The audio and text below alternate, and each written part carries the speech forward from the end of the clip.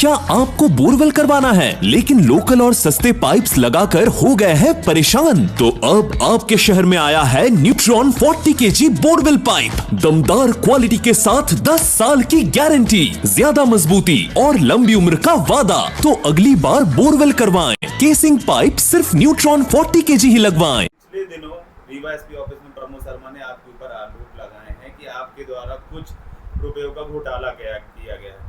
क्या कुछ कहना है आपका? क्या आपके द्वारा अभी तक इस राशि से कुछ घोटाला हुआ है या कि नहीं हुआ? क्या कुछ कहना है? हमारा ये कहना है कि ये सारे आरोप जो है निराधार और बेबुनियाद हैं और इसमें कोई सच्चाई नहीं, और हम स्वयं इसके पक्षधर हैं कि इसकी उच्च स्तरीय न्यायिक जांच होनी चाहिए और जो फर्जी आरोप लगाए जा रहे हैं उनके खिलाफ सख्त कार्रवाई होनी चाहिए। वो बीच में आपकी पत्नी का नाम ले रहे थे कि उनके द्वारा ऐसा कुछ किया गया, पैसे का लेन देन किया गया, हेरफेर किया गया। हमारी पत्नी भारतीय जनता पार्टी 2004 से सक्रिय राजनीति में है और कई दायित्वों में रह चुकी हैं।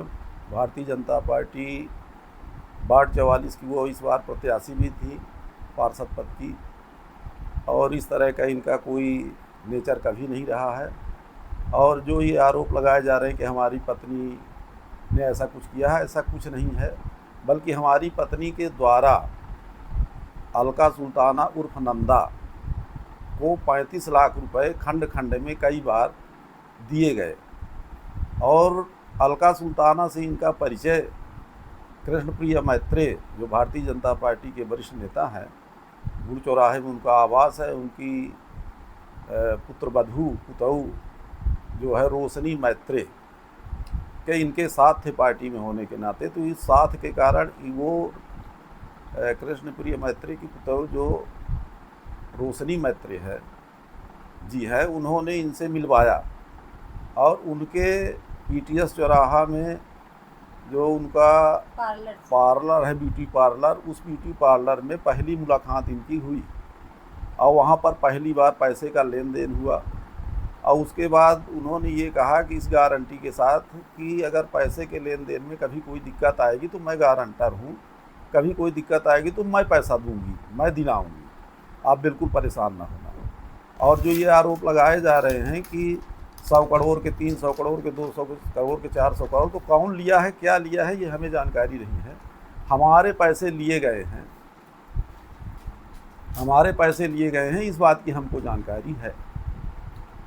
आपका उनसे संबंध कब से था, रोशनी मैत्रे जी से? मेरा संबंध उनसे था 15-20 साल से, और वो हमको वहाँ ले गई पार्लर और बोली कि आप आकला सुल्ताना को बुलाई और बोली कि आप हमारे गारंटी पे इनको पैसे दे दीजिए।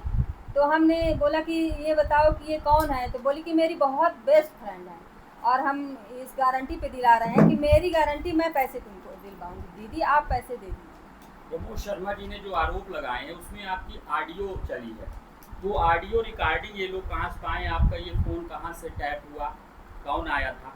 ये यहाँ आई थी साक्षी शुक्ला, उनके पति का नाम है जितेंद्र शुक्ला।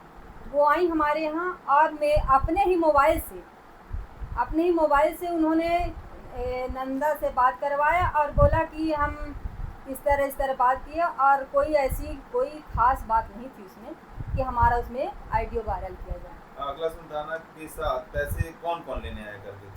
आकला सुल्ताना के साथ साक्षी शुक्ला आया करती थी, जितेंद्र शुक्ला की पत्नी हैं आकला सुल्ताना, और कई बार उनके पति भी आए, असलम अंसारी जी।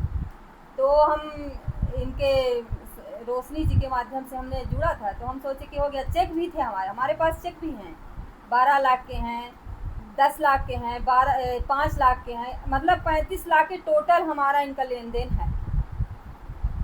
आपको पता है, क्योंकि ये बात पता चल रही है कि आकला सुल्ताना की जानकारी आपको आप इस समय फरार हैं, तो आकला सुल्ताना है कहाँ? नहीं, बिल्कुल हमको कोई जानकारी नहीं है कि वो कहाँ है, कब गई हैं। मेरा उनका 26 अक्टूबर से आज तक कोई बातचीत नहीं हुई। जब कभी हुई तो साक्षी शुक्ला उनके स्कूल की टीचर हैं, उनके माध्यम से हमारी। प्रमोद शर्मा जी के द्वारा राजीव तिवारी के ऊपर भी आरोप लगाए जा रहे हैं, जो उनके पीए हैं, और शुक्ला जी के ऊपर भी, राजीव शुक्ला जी के ऊपर भी आरोप लगाए जा रहे हैं कि उनकी इसमें संलिप्तता है। इसमें कितनी सच्चाई है? कुछ सच्चाई नहीं। कुछ फोटो भी उन्होंने दिखाई। बिल्कुल झूठ बोल रही हूँ। कोई सच्चाई नहीं है, उनका कोई लेन देन नहीं था। ये बताइए कि हम डिप्टी सीएम जी के साथ फोटो खिंचा लेंगे तो क्या वो चोर हो जाएंगे? ऐसा नहीं है। स्काई मून की जो शिक्षिकाएं हैं वो लोग ये बोल रही थी कि हमसे कहा जाता था ऐसा कि चलिए ये हमारे मंत्री जी से संबंध है। ये कह देने से कोई सच्चाई नहीं होती। ये हम भी उनको कहते कि 5 करोड़ लिए कि 100 करोड़ लिए, इससे नहीं, उसका प्रूफ होना चाहिए हमारे उनके पास।